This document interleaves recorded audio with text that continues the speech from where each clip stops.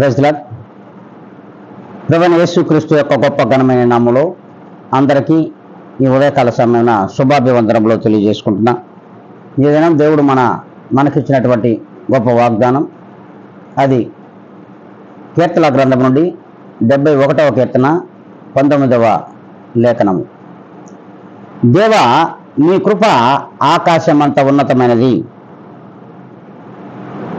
దేవుడే స్పష్టంగా మనతో మాట్లాడుతున్నాడు. దేవుని యొక్క నీతి ఆకాశమంతా ఉన్నతమైనది.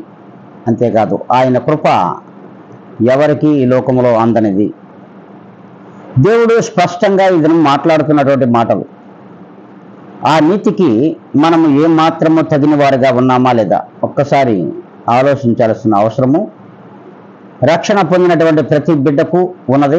అలాగే విశ్వాసాలు అంటున్నటువంటి ప్రతి బిడ్డకు కూడా ఉన్నది. మరి ఈ లోకంలో మనము ప్రభువుల వారిని నమ్మిన తర్వాత ఆయన నీతికి వారసులుగాను, ఆయన కృప పొందుకునే వారిగాను మనం ఈ లోకంలో జీవించాలి. మరి అట్టి నీతికి వారసులముగా మనం ఉన్నామా లేదా ఒక్కసారి మనలను మనము ఆత్మ పరిశీలన చేసుకుని మరి నడవవలసిన అవసరం ఉన్నది.